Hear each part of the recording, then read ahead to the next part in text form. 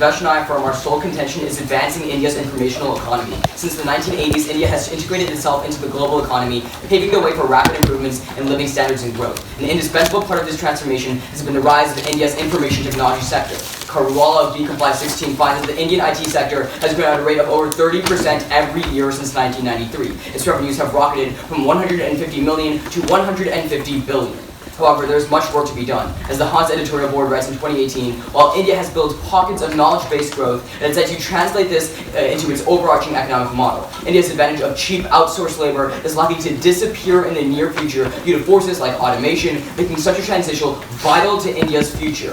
Expanding the H-1B program can accelerate this transition. As the Pew Research Center 17 explains, the H-1B visa is America's primary channel for foreign high-skilled labor. 13 of the 20 largest H-1B employers are based in the IT sector, and 85% of IT-related visa recipients are Indian natives. Bringing more Indian talent to the U.S. will grow India's IT sector in 3 ways. The first is stimulating education. A higher quota of visas will incentivize Indians to pursue the skills needed to earn them. As Michael McKenzie of Foreign Policy 09 explains, enormous numbers of skilled workers from developing countries have been motivated to acquire their skills by the opportunity of high earnings abroad. A sudden large increase in skilled immigration opportunities causes a corresponding sudden increase in skill acquisition in the source country. Importantly, not all of these workers make it to the U.S. In 2016, for example, over 235,000 foreign workers applied for visas and only 85,000 were handed out. Gaurav Khanna of the University of Michigan 17 argues, as more Indians enrolled in vocational programs hoping to work abroad, many had to stay at home, helping India cultivate a skilled workforce of its own. The H-1B program increased the size of the computer science workforce in India by 21% between 1995 and 2010. The second way is by increasing human capital. As Khanna explains, H-1B workers who migrate to the U.S. acquire skills, technologies, and connections with U.S. companies. Because many of their visas inevitably expire, they return to India with this acquired human capital and contribute to the tech industry. Indeed, Anna Saxenian of UC Berkeley, O2 finds that over 50% of immigrants with H-1Bs are likely to return home in the future. If they don't return, 82% share information about technology with colleagues in their native countries. This information is critical to business growth, as Jaideep Prabhu of Cambridge University 15 finds in a study of 116 Indian companies, those with leaders who had worked abroad were significantly more likely to survive increased competition in even the most competitive international markets due to the presence of unique skills and information. The third way is securing international investment. As Saxenian explains, from a venture capitalist perspective, it is 5 to 10 times slower to start a company in India than in the US due to insufficient infrastructure, partnerships, and talent. Fortunately, H-1B workers have become key middlemen linking US businesses to India, forming cross-Pacific networks that address those barriers and accelerate investment and trade between the two countries. As a result of this, she finds, venture capital firms invest billions of dollars annually in India, fostering an ecosystem which supports indigenous entrepreneurship. For these 3 reasons, Khanna concludes, if US immigration had been restricted in the 1990s, the Indian IT sector would not have been able to develop, period. Accelerating India's IT transition will improve the lives for millions for 2 reasons. The first is creating jobs. Because high and low skilled labor complement each other, content of the International Education Research Journal 16 finds that 4 unskilled jobs are created for every 1 new IT job in India. Most positions are centered in service, distribution, or manufacturing, and up to 50% of new IT employees will be from rural areas. Second is developing India. Nabraka Singh of the University of California 14 explains that tech businesses are making a joint effort to expand their markets into rural and underdeveloped parts of India, where millions lack basic healthcare and sanitation. The IT sector is bringing electricity, telecommunications, transportation, and banking to the countryside, leapfrogging the development process. For these 2 reasons, the McKinley Global Institute 14 quantifies that the deployment of technology can raise the incomes of 250 million Indians, increase financial inclusion of 300 million Indians, and provide healthcare services to 400 million by 2025. Even a fraction of this impact is immense. Gethin Chamberlain of The Guardian reports that nearly 2 million children under 5 die from poverty every year, thus affirm. While I'm reading case, should we see UC Berkeley 50% more likely to be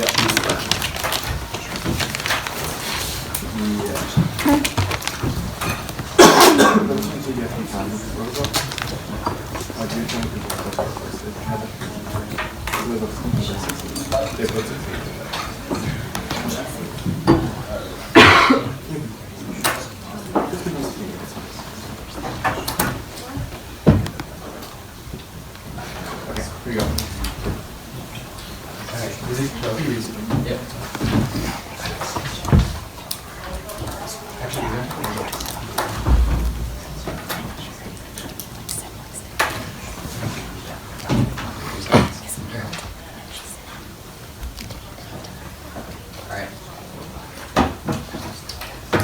Opponents ready, all three judges, and Angela. All right, let's begin.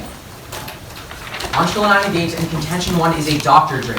Thousands of doctors come to the U.S. on H-1Bs each year. Under the current cap of 65,000 H-1Bs, a low 17 of Q finds that 10,500 are given to physicians, primarily from India. However, for every doctor the U.S. gains, India loses one. And Baptiste 14 of Foreign Policy and Focus confirms that the H-1B program has left India with a severe shortage. Only 6 doctors serve every 10,000 patients. This drain is long-term. Because American hospitals offer higher wages, H-1Bs are incentivized to stay. Indeed, Will 17 of Boston College explains that the majority of Indian immigrants don't return home. This is because Bhattacharya 18 of Courts explains that any H-1B in fear of being forced to return home can apply for a green card, allowing for indefinite stay. Consequently, the Hindustan Times 17 finds that in the past decade, the shortage of doctors in India has increased 200%. Indeed, Quartz explains that over 600 million people in India are without access to healthcare. The impact is saving lives. Starfield 07 of Johns Hopkins quantifies that each physician serving in a community of 10,000 reduces mortality rates by 5.3%. Contention 2 is uplifting the motherland. The Indian tech sector is currently facing a severe shortage of high-skilled workers. Money Control News in 2018 notes that India's shortage of STEM workers has doubled over the past 4 years. In fact, the first post in 2014 finds that 76% of Indian tech firms report skill shortages to be their greatest roadblock to success. The current H-1B cap is key to alleviating this shortage. Khanna of the Center for Global Development explains that because of the H-1B program, swaths of Indian students have flocked to computer science. However, due to strict annual caps, many of these tech experts do not go to the US and instead join India's tech workforce. This is critical, as Khanna furthers that the possibility of working in the US raises Indian computer science employment by 27%. More importantly, he finds that this increase in the workforce has raised overall IT output by 5%. Even more so, Lal 17 of the Asia Sentinel finds that Trump's visa crackdowns have caused the number of Indians in the US seeking jobs back home to skyrocket tenfold. There are 2 reasons as to why India needs skilled workers right now. The first is internal improvements. Vyas of JP Morgan in 2017 explains that the current Modi administration has launched a raft of reforms such as domestic infrastructure improvements to lay the groundwork for the modernization of India's workforce and the rise of the digital economy on the subcontinent. An example of this is the internet. Wu 16 of CNN notes that nearly 900 million Indians do not have internet access. However, Galo of the Globe and Mail explains that Modi is attempting to extend internet access to all of India's population, specifically through the development of the IT sector. McDonald of BYU finds that if India could catch up to internet levels seen in developed countries, 65 billion jobs would be created and poverty would drop 28%. The second reason skilled workers are critical now is maintaining Indian competitiveness. According to the Economic Times, India is currently facing a window of modernization whereby it must industrialize effectively to keep up with automation taking place in Western nations. Unfortunately, Ghoshal of Tech Circle writes that India's automation and robotics industries are lagging roughly a decade behind the global pace. Jem 17 of BBC explains that India's ability to keep pace with the global trend of automation will define the country's economic trajectory for the foreseeable future. India will need to reap the productivity gains associated with automation in order to stay economically competitive in international markets. Otherwise, India will consistently get undercut by first world countries who will have completely automated supply lines, locking the nation into stagnant economic growth for decades to come. Importantly, according to Singh 14 of UCSC, the only way for India to keep pace with the global trend towards automation is through the acceleration and development of its IT sector. Overall, according to the McKinsey Global Institute in 2014, if India can raise its economic productivity by 50 to 100%, half of a billion people can be lifted out of poverty. We're proud to negate. Your laptop. Yeah, sure. Inside. This is gonna be a big class.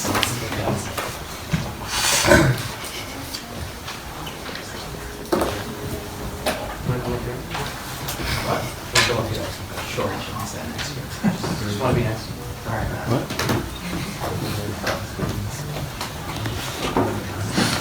Everyone good? Yeah.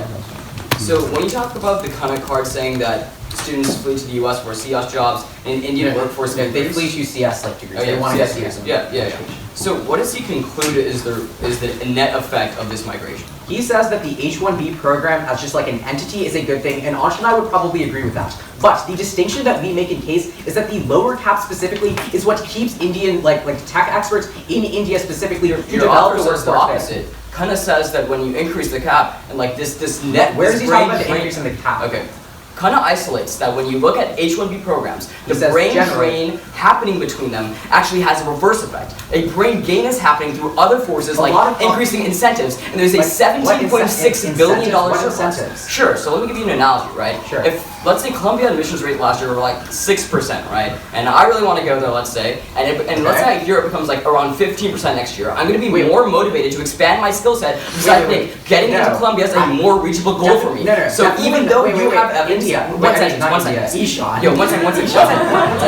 Even though you have evidence saying that brain drain is really bad, it doesn't account for the fact that the workforce expands proportionally. Wait. We do have evidence that says that the brain drain that we talk about outpaces benefits of the brain gain. Yeah, that we evidence talk is about. really bad. But Definitely not. You can call for it. Yeah, but let's go. wait. But the second thing I would also argue is that right now people in India are already incentivized to go into CS simply because of the existence of the program itself, not just like an increase in the cap. So the reason, wait, Ishan. The reason as to why that's important is because if India's cap, if the program already exists and people are already incentivized to go into STEM, I would argue that the number of people who like India loses because of like the brain drain definitely is going to outpace the number of people who see the increase in the cap as a game-changing decision to go into CS. Great. So one question: if people are incentivized to learn inside India, how many people have graduated per year in these CS degrees? What?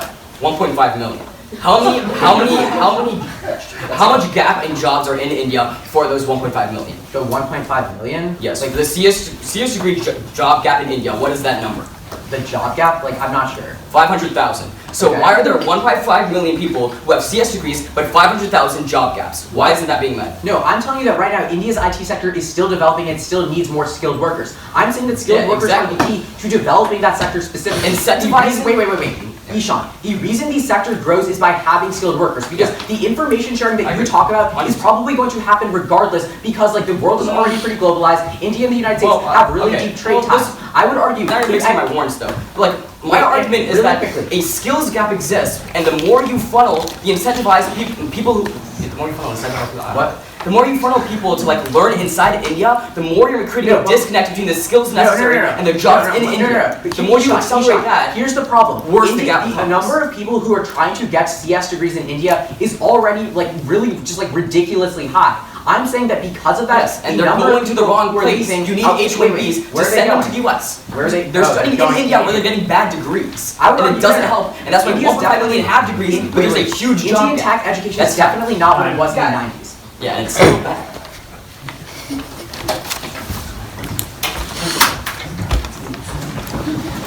Oh, can I see your evidence that brain drain outweighs brain gain? Yeah, sure. Anshul, do you want it like, Anshul's gonna read it in rebuttal, but do you want it now? Crossed on, I can see it. Yeah, sure.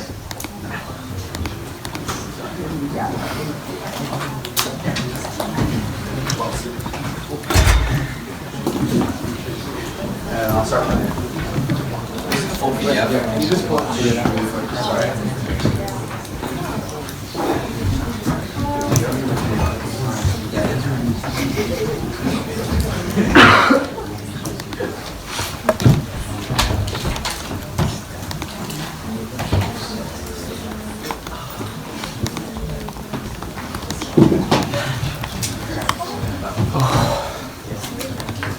We cite the abstract, we'll cite these now. The abstract has the conclusion, which is what we cite. If you want more, like, Yeah, can you just download the PDF? No, I see it. Oh, okay.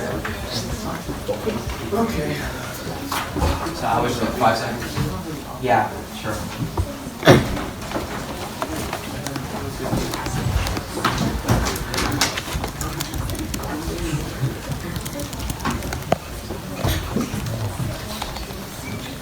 You guys ready? Alright, so we go overview and then their case. The overview, yeah, sure. Yeah, so you can put it at the top of their case.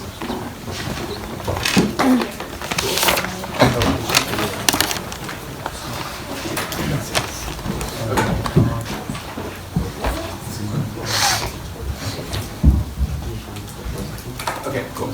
Time to start.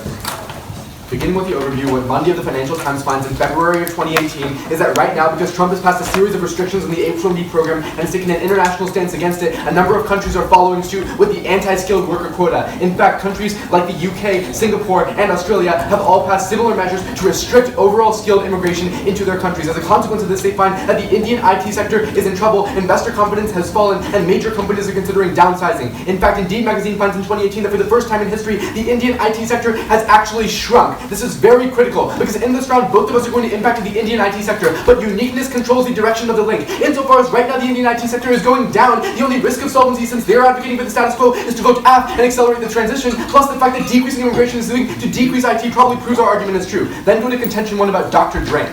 So, the first big problem with this argument is that our warrant about increasing education domestically is also going to deal with this problem. Because when you increase the opportunities, there's also going to be commensurate increase in the amount of people who want to get H-1B visas, which then means more people who go to school. In fact, the Danish Institute of International Relations does a study of Dr. Drain in both India and other Asian countries and finds that an increasing number of doctors working abroad led to an increasing amount of doctors working domestically as well, because it expanded the domestic workforce. They say that the Dr. Drain is getting really bad in India, but the doubling from 300 million to 600 million patients cannot be explained by 10,000 people moving abroad. There are a lot of structural factors in India and lack of rural development. We are going to link in with IT when we bring healthcare services to 400 million of the poor by expanding into the rural areas through FDI. But the second thing comes from Padma of Nature.com, which finds that specifically in the context of Indian healthcare development in terms of research, development, and production of cures has actually dramatically increased as a consequence of the H-1B program, and they find that this has actually offset or even turned the impact in terms of life from the Dr. Drain, because more people are being saved by innovations caused by learning info in the US. Then go to contention 2. As an overview to this contention, there are two parts of India's IT industry. There's India IT Industries Past, which is being a destination for cheap software service outsourcing. The problem with the past of their IT industry comes from the World Bank, which finds that about 70% of those jobs are going to be automated in the near future, and that sector of India's IT industry is going to die. Foreign Policy magazine explains that to create a transition from that old IT economy to the new knowledge economy of cutting-edge technology that cannot be automated, you need American influence and you need American FDI, which requires an increase in high-skilled immigration opportunities. Otherwise, we're just building on the portion of the industry that is going to die. That's going to be really important in the late round. But then, they say that there's a skills shortage right now, but they don't tell you why. Although there are 500,000 unfilled positions, there are about 1.5 million unemployed people in India who have engineering degrees. And the Hindustan Times finds that over 90% of Indian IT employers say that the number one reason the skills shortage exists is not a lack of workers, it's the reason that Indian engineering graduates do not have 21st century skills. We saw because A, we can cause people to go to vocational training programs in India by creating more of an incentive, but B, people come here and then send those skills back or move directly back to India. Then they read you the Kana analysis saying that, well, because we have a quota, people have to stay. The problem is they're assuming that when you increase the quota, more people leave and the people just don't stay. But you also increase the amount of people who apply in general. For example, if Colombia's acceptance rate doubled, the amount of applications would double. So twice as many people would get in, but also more people would stay back, and those people who stay back increase the size of the workforce, which is why Kana specifically says that the US and India should cooperate to increase high-skilled immigration opportunities. That's their author, by the way. Then, they read you these arguments about how there's going to be brain drain on net, and we call for the card, which is the Wills evidence, and the Wills evidence is terrible, because Wills cites another study, and here are the problems with that study. The first big problem is that study literally does not control for reverse migration. Wills miscites it, it only controls for the initial impact of brain drain. In fact, later in the Wills card, he says that these are initial impacts that could be offset by foreign direct investment or long-term people going back into the country. The second of which is he definitely doesn't account for the increasing educated workforce in the country. In fact, Khanna specifically finds the net effect of the H-1B program when accounting for the brain gain, both domestically and from people going back, was $17 billion per year, even after accounting for brain drain, for further because specific to H-1Bs, and it controls for other factors. Finally, they talk about Indian competitiveness, but A, we have the risk of solvency since it's getting worse right now, and B, Satsinian finds that even if it grows in their world, multinational corporation growth happens in their world, whereas indigenous entrepreneurship happens in our world, which is the only way to solve for rural poverty, not just urban poverty. Can you see the foreign policy evidence? What is foreign policy just says that to transition you need more migration and more FDI. Yeah. The one that says specifically for like the new IT sector in India, they need FCI. Yep. We also see like the rules in that first. Yeah, I mean there are some actually. I quoted them all. So these are two quotes from Wills, and then analysis on it, and then also the study Wills. Can you show me like where those are from? They're exact quotes. You just command F them in Wills. Could you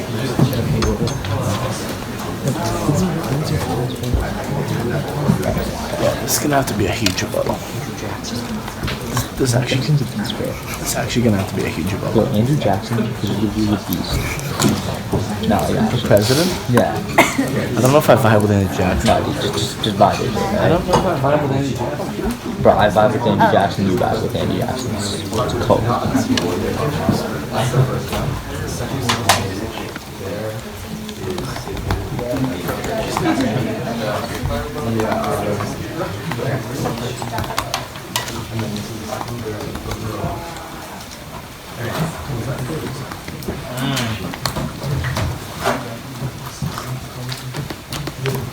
Yeah, there's overall initial loss of possibly reconciled and then finally I'll give you the actual study sites specifically to decide. Just like messaging. So you want the quotes and then you want to decide. Literally just like messaging.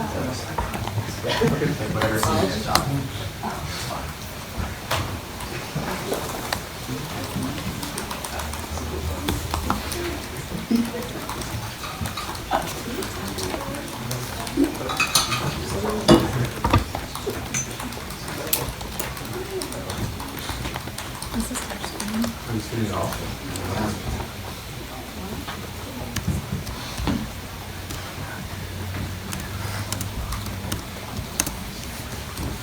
The B with the parentheses got converted to a smiley face with a laugh. Yeah,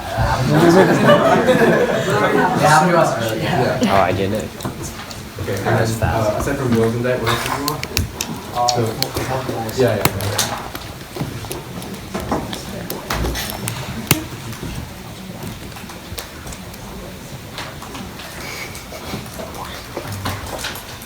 Drew, this is a big question.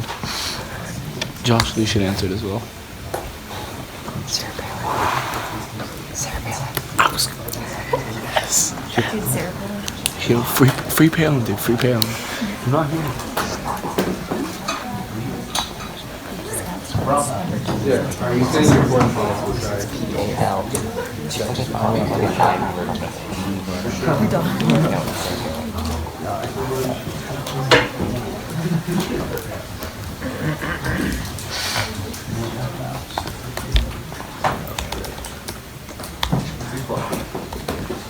This is what we used to do in high school.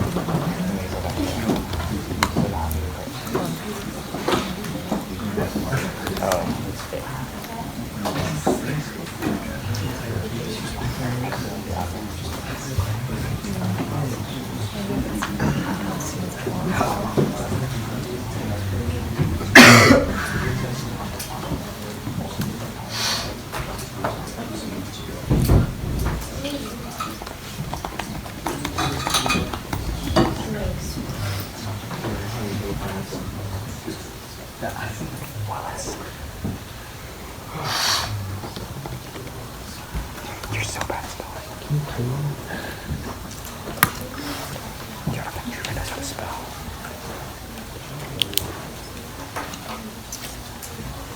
You can't read.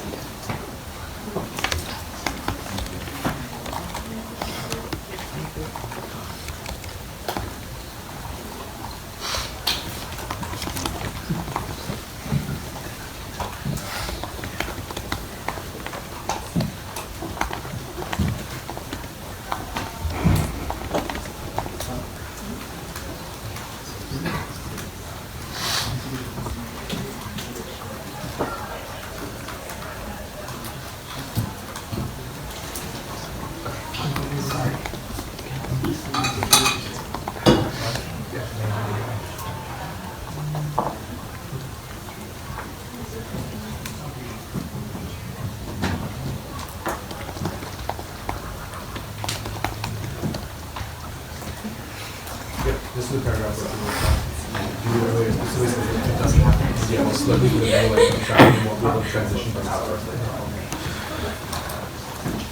Last sentence specifically says FBI and immigration.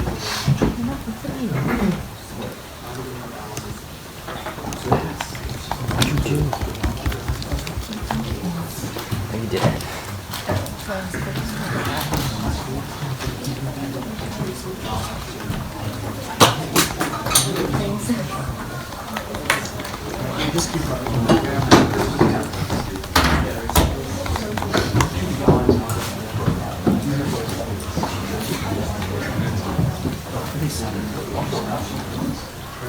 man. Yo, meet Kadeem. Big question. I got you. Wait, I'll ask after this.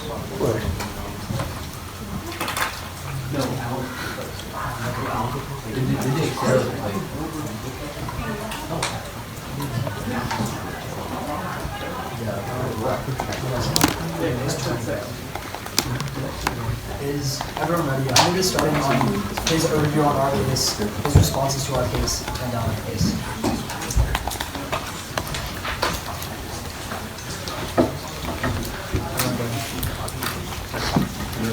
Yeah, starting on our case. Or like starting on your overview.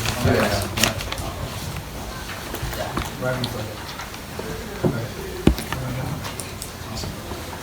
Let's start with Devesh's overview of that follow the leader with Trump. Here's the problem. Most country immigration policies are determined by waves of domestic nativism and anti-immigrant backlash, not whether the US decides to raise the cap on one visa program. There's no real contextualization of this argument. It's very hard to weigh. But second of all, the only uniqueness coming from Trump's crackdown on the visa program comes from the law evidence that they never respond to coming out of our contention too, where we say that Trump's crackdown on the visa program has caused a number of Indians in the United States seeking jobs back home to increase by 10 times. This is a much clearer link into bringing Indians back home, much more probable than their link in their case, but I'll get to that later. With that in mind, let's go to their case. First, an overview to their entire case. The most important argument in the round is the second impact of our contention too. Our argument is that India does not have the skilled workers to maintain a robust IT sector and keep up with the rapid pace of automation in Western countries. They will be locked into stagnant economic growth for the next decades because they will lose all global competitiveness. This impact precludes all of my opponents' impacts to jobs and economic growth because it constitutes the largest long-term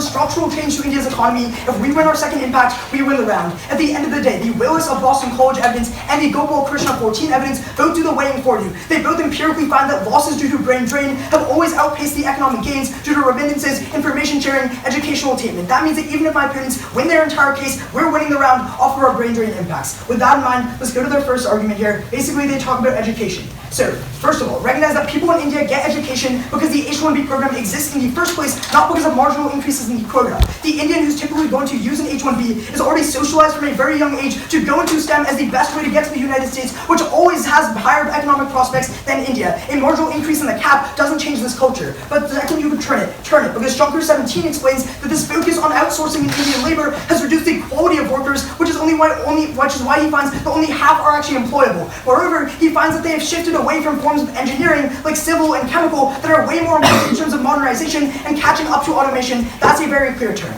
Then on their second warrant about human capital. Their only evidence about 50% returning is about all immigrants, not H-1Bs, and says that they might consider coming back. It's not an accurate analysis of what H-1B holders actually want to do. Instead, the vast majority of H-1 visa holders apply for green cards after their visas expire. But even if they don't actually get a green card approved, what John of the Washington Post explains is that green card applicants can just renew their visas indefinitely and keep staying in the US. But third, even if you buy that many H-1B holders are going to go back to India, the minority of H-1B recipients that do stay in the United States and get green cards approved are the most skilled and the smartest, which means that we still link to our impact on contention too. But fourth, companies who expect their workers to migrate back to India after their visas expire will just focus on teaching their workers the bare minimum amount of skills necessary to be competitive in US markets. That's not a sustainable solution to India's economic problems. Then the third warrant on collaboration and investment. Number one, it is definitely not a way to be self-sustainable. If India is super reliant on investment, they will never be able to create a sustainable service sector. But number two, huge firms and companies don't make foreign investment decisions based on the advice of low-level workers at the bottom of the food chain. H-1B workers are not the middlemen that my opponents make them out to be. But number three, there are a lot of reasons why this is ridiculously non-unique. Number one, there are millions of Indians living and working in the US. No bright line analysis as to why H-1B holders specifically are the key to info sharing. But number two, India and the US have bilateral trade agreements that incentivize the sort of info sharing that they talk about. But number three, the world is globalized to the point where employers in the US can already discern perfect information about markets overseas. It is very, very non-unique. We don't need Indians to go to the United States and call their friends back in India in order to share information about best practices. That's not an actual thing that happens in a globalized 2018. Let's go to the impacts. The biggest problem with all of these impacts, or actually one more thing on investment, our case also turns the link. The Wills evidence indicates that the flight of some of the country's most high-skilled workers makes it a lot less appealing for foreign investment. That's where our contention to outweighs, because even if increases in immigration get a few people to start investing, India needs high-skilled workers to ensure that investment levels both grow and are sustainable. Ready? Yeah. Alright. Can I just see the focusing on outsourcing shifts to less important stuff return?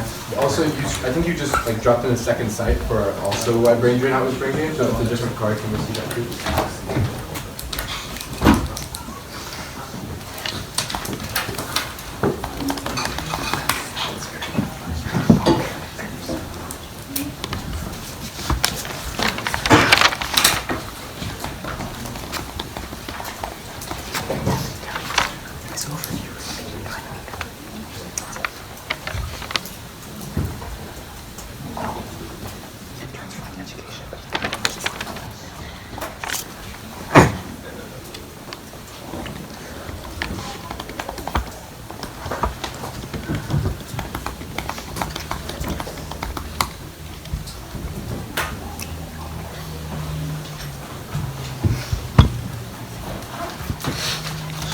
Jim, what's the big question?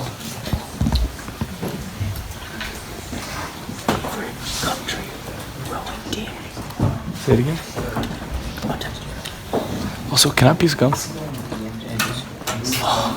Andy, try to sauce me a piece of gum.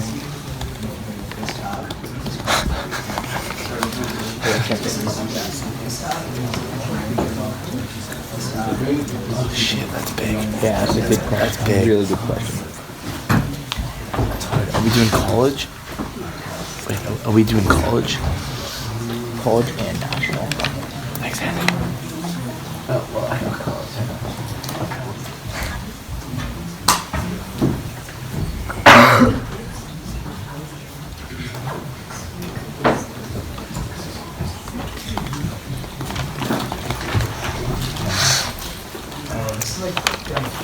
Just play.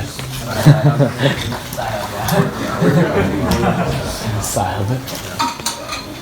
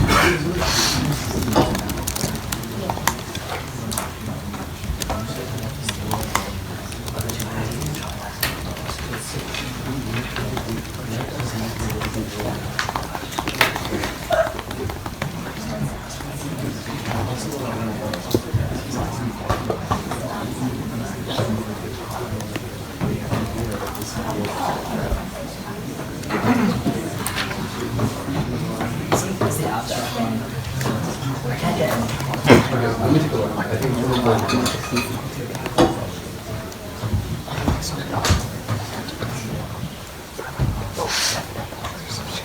okay, so it's a study of Nigeria, right? No, it's not. This paper concludes that Nigeria must It's a policy recommendation for Nigeria.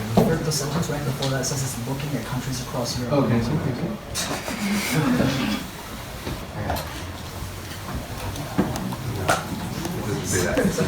okay, like again. Yeah, it's Just bring it up in a speech. yeah, okay. Bring it up in process.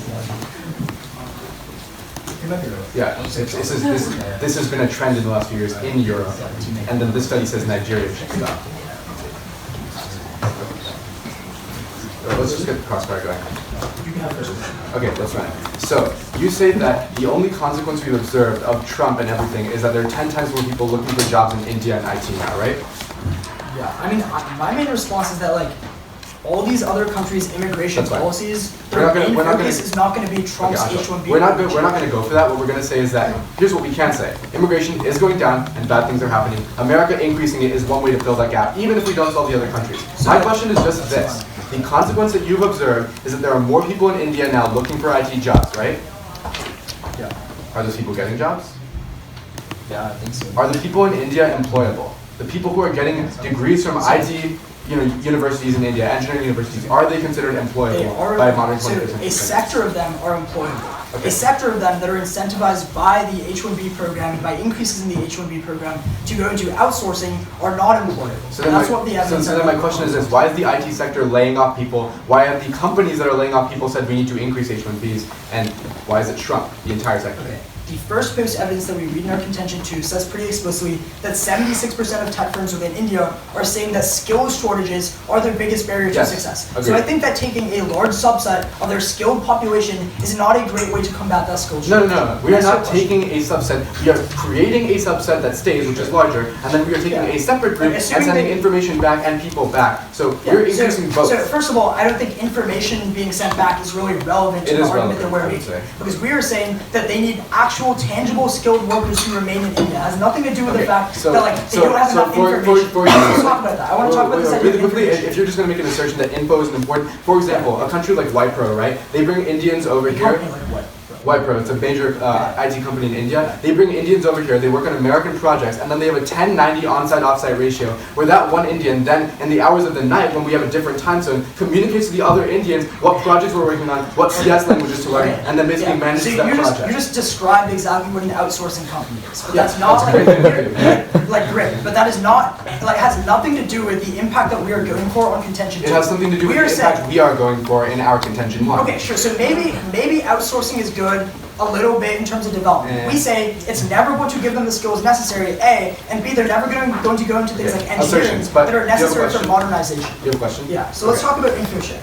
Yeah. So in your third warrant about increasing investment, you basically say that Indians are going to act as middlemen to increase venture financing. And how are they going to be able to do that? Okay, so in response to that's not my exact question. I'm asking that in a heavily globalized world, why do you need to actually move in India we have to 20 seconds America left. I have your and answer. then call I back? have your answer. Two things. First, in response to our warrant, you said that the best and brightest people are not coming back. That means that those people get higher level positions. They have the ear of people who are actually in power in America, can influence decisions. Second thing though, right?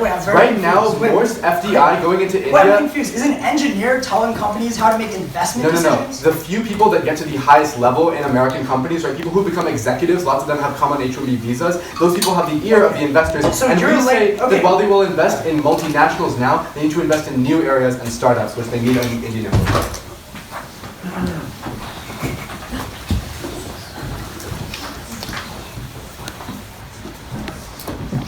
We'll run back.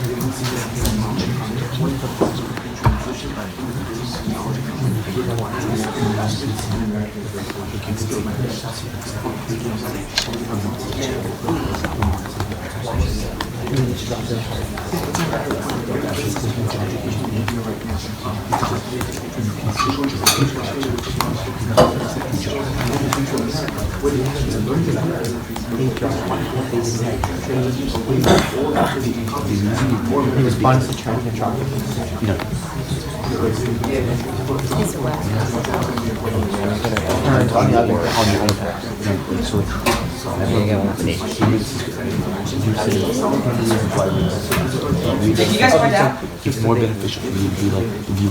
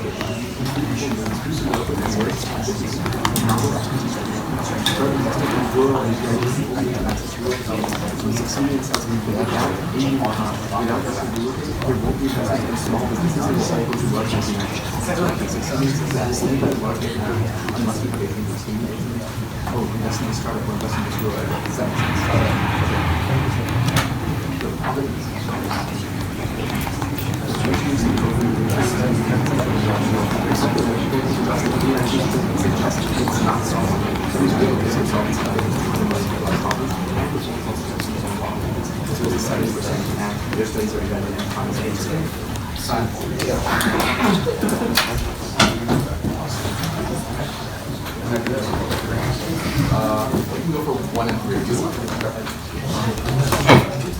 Start with you.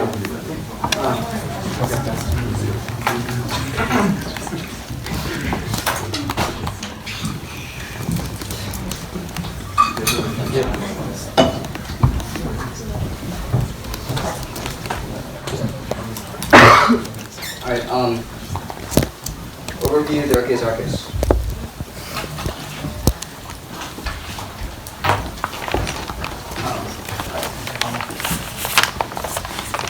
Can see the parts of the overview they talk about. They drop the indeed evidence, which is really important, which says that the IT sector is decreasing for the first time. And why this is important is because it uniquely controls the directionality of the link. Even if you find that countries are doing this for other types of reasons, that means that if you go in a net world today, fundamentally you're going to have a decreasing IT sector in a world where it's really important to reverse this trend, because we tell you 70% of these jobs can be automated away. Even if it's for other reasons, that means their whole point about offshoring impacts would have happened, and brain drain would have happened to have been triggered. Clearly they haven't been, and there will they seem to decrease. The only risk of flipping this is in our world. This is proven by the fact that 1.5 million degrees happen in India right now, but there's a 500K gap, and 90% of experts agree that this is because of a skills gap. The best way to solve for that is an H-1B visa. The second card you have to examine in their case is the foreign policy card, which is really important right now. Because what it tells you is, again, the only risk of solving this automation problem, which they read as a response to our case, is by transitioning towards more FDI and more outside foreign expertise, because the current expertise is really bursting in their system. They say it's like ingrained in their culture to study CS, right? And while I would agree that that's true, I would say that those ingrains in this type of studies that they're learning are really unproductive and are feeding their whole turn by being unproductive in the first place.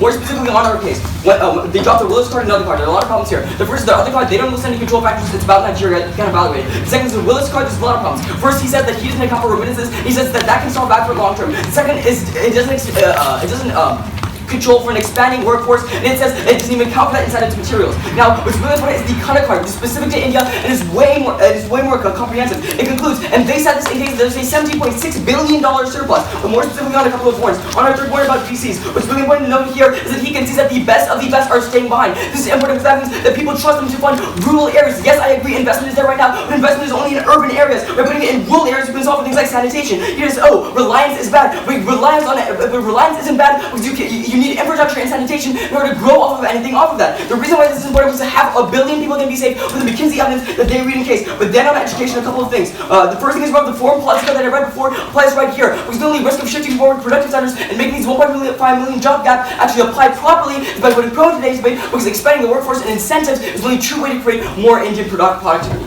Thank you.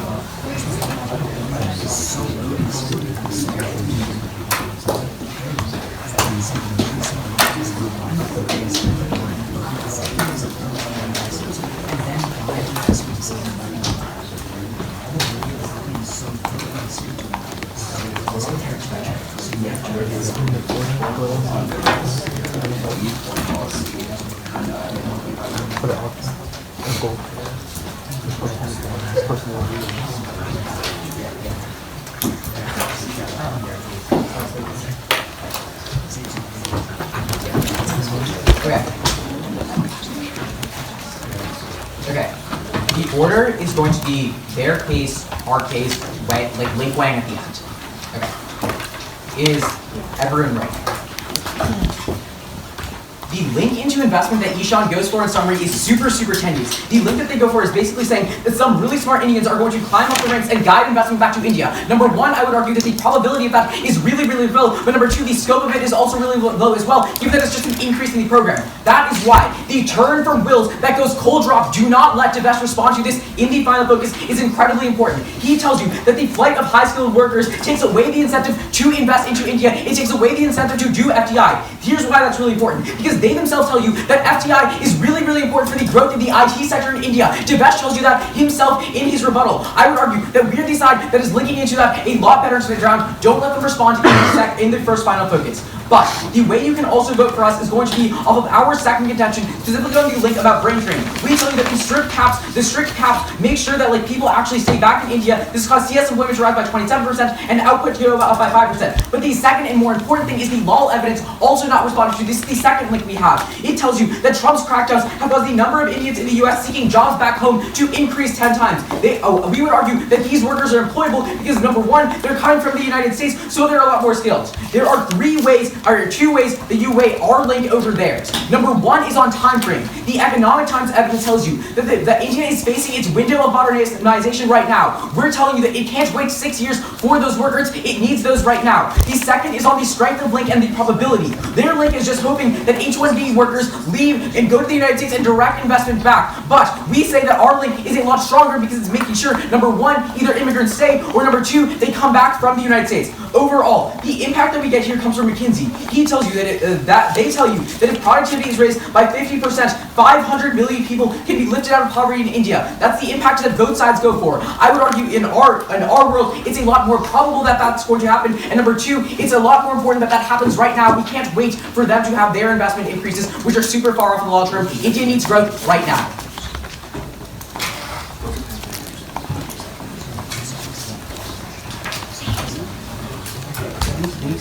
Are you guys ready for cross? Yeah. Yep. Okay. You the first one. What's the total number of people that are going back right now? Total number of people. It's not. The all evidence specifically says that the number of people who are trying to go back right now is increasing by 10 times. Yeah, I know, but like the number of people who are going back in the first place, as you pointed out in your rebuttal, and we conceded, is very, very low. So what's the total number? wait. So the evidence, I'll use your evidence, for example. No, UC Berkeley,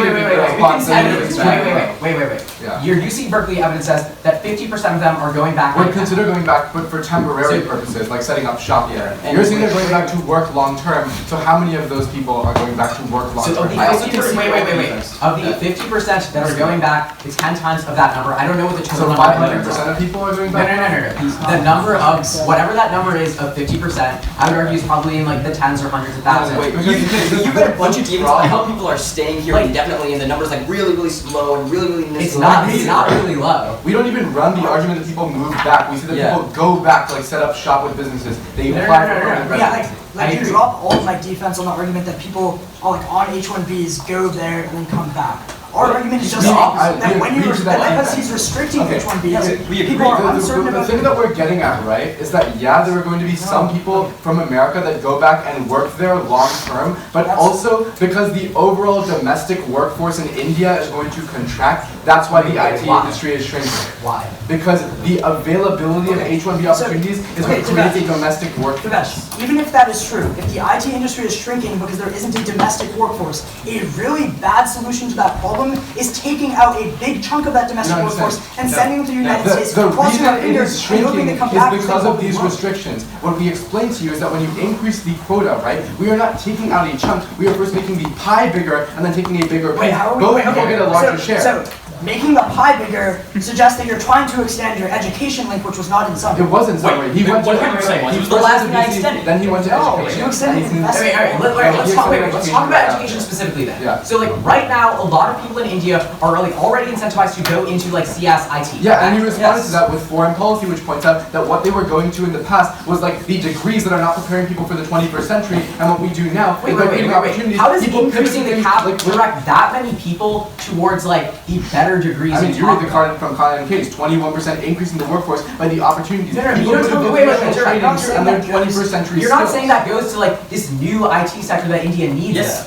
Yes, we do. What it is. That's not what the H1B says. Workforce. That's literally what Kana says. That's what increase in the workforce. Foreign policy says that foreign policy evidence is talking about like economic alliances between India and the United States. No, it's not. That's just highlighted. It says the U.S. and India should increase. You guys are over-exaggerating your evidence by a lot. And you're responding to it in Grand Crossfire. I mean, like responding to a link that you didn't respond to in rebuttal or summary in Grand Crossfire. We're talking about my link, That was earlier. All right, that's time. All right.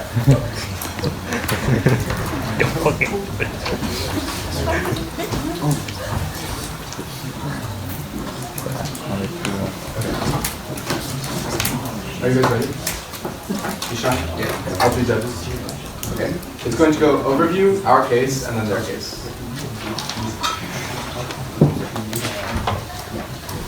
Starting on the overview, since we both can see that both immigration are going down right now and that IT is going down right now, we say a couple of things. First, we say that we have the risk of solvency, because in their world, you are guaranteed to see IT going down right now. In fact, the fact that these workers are going back, and it's still not making up for the fact that there's now a labor shortage and a skill shortage specifically in India, but B, and more importantly, the idea that these IT companies have lost confidence in their long-term ability to grow, which means that long-term also matters because they will cut back in the short term, that they do not believe they can survive in the long term, suggests why the workforce is declining and why our card specifically says that immigration restriction is causing the sector to collapse. That means, again, uniqueness controls the direction of the link, and we have the only risk of solvency to the 500 million people on our case. First, on the VC link, which is the first thing that Ishan goes for, they extend two things. First, they say, how is this going to happen? We say that the few that do stay here, by their own logic, are the people at the top, and they form connections with venture capitalists. They say, why are they already investing? Ishan points out that yes, they are investing in established areas like megacities, but to expand, to form new startups who are going to rural areas where America has no experience navigating them, that requires Indian expertise and Indian knowledge, and they can't just say that Indians don't know anything about India. That doesn't make a lot of sense. They try to extend wills as a term that was dropped. No, wills was responded to. The reason he says FDI decreases is only accounting for brain drain. His card literally is only citing a study about brain drain, and in the annotations of that study it says that the FDI is offset in the long term by brain drain, and we pointed all of this out in my rebuttal, which is how you give us Khanna, who says that on net A, brain gain has outweighed brain drain economically, but B, we should increase H-1B visas, which is what he concludes. Then on the education link, they just extend that when you have a quota, people are being lost. They drop the idea that there's a commensurate increase in the overall amount of people applying, which is why Khanna tells you that there's a net benefit to the domestic and American workforce, even if people don't go back. Their weighing is on time frame. Here's the problem with the time frame weighing. A, if the long-term prospects of the economy are bad, they are cutting back in the short term. That is conceded evidence from Indeed. B, we tell you that in the long term you need to transition away from the current IT economy, which grows in their world, to the knowledge economy, which grows in our world. Foreign policy tells you that that transition requires A, American FDI, but B, also requires the skilled immigration opportunities, which facilitate 21st century skills and vocational training in India, which then creates those 21st century skills. At the end of the day, they're just feeding a failing economy that automates 70% of workers. Thanks. Do we see the commensurate more people applying? It was in case, but yeah, sure.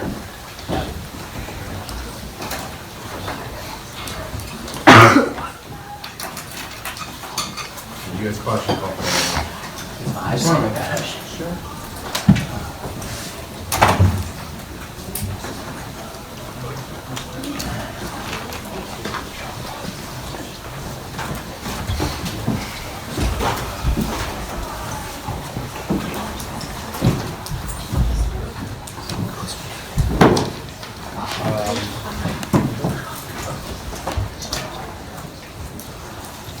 This is a direct quote, and then you can just command us into the card is later in the doc.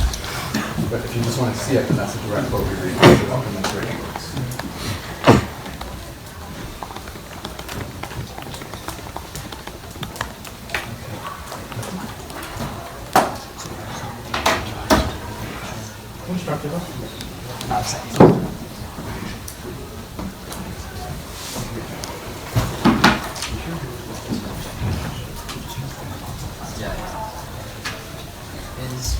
Everyone ready?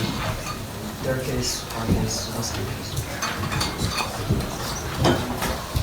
Start on the link about education. We drop two pieces of defense. First is the fact that, like, the reason why people seek education within India is because the program exists, not because of the cap increases unresponded to. That doesn't change like decision calculus of people in India. But number two, they don't respond to the fact, or like they don't really like deal with the fact that like the people who are getting educated in not engineering and skills that India doesn't need in order to modernize in the future, unresponded to because, and that all that is because they're like trying to go into outsourcing, trying to go to the United States, unresponded to. But then, the really clean way for you to vote for us is off of the return on investment from Wills. Wills is saying very logically that the flight of skilled workers away from India makes it far less appealing for foreign investment. Devesh's only response, which first comes up in final focus, is just indicting the Wills evidence in general, saying that it doesn't account for brain drain. That is not responding to the part of Wills that we are citing, a very logical part of Wills that is just saying that when skilled workers leave India, that makes it a lot less appealing for foreign investment. Insofar as Devesh does very explicit weighing for you in rebuttal, and Ishan tells you this in summary too, that investment is the best path for India long term in order to industrialize and modernize and catch up in terms of like automation to the United States and the other developed world. This is a very, very clear way for you to negate in today's round. But then, the second way you can vote for us is off of our argument on uplifting the motherland. He makes a couple of responses. He mostly extends the fact that the IT sector is decreasing right now, and that like the only chance of like helping it is by affirming the resolution. Here's the problem. Number one, the law evidence is just saying that workers are just starting to go back. It's probably going to increase by a lot every single year when the cap is not increased. But second of all, we have like in the long term, India is going to retain a lot more workers, a lot more skilled workers, insofar as the cap is going to stay the same every single year. That means like 65,000 people stay every single year. That's a very clear way into bolstering the domestic workforce. At that point, we are winning the link into our argument, and we gain access to the time frame analysis from the Economic Times, which says that India is facing a window of modernization which is going to close very, very soon, which means we can't cross our fingers and hope that they go to the United States, maybe come back, maybe transfer some skills, because we need the workers now. We can't have them leave next year. At that point, we are gaining access to the McKinsey evidence, which is the same impact that they're going for, saying that when you increase productivity, you raise people out of poverty. Very clear way to work.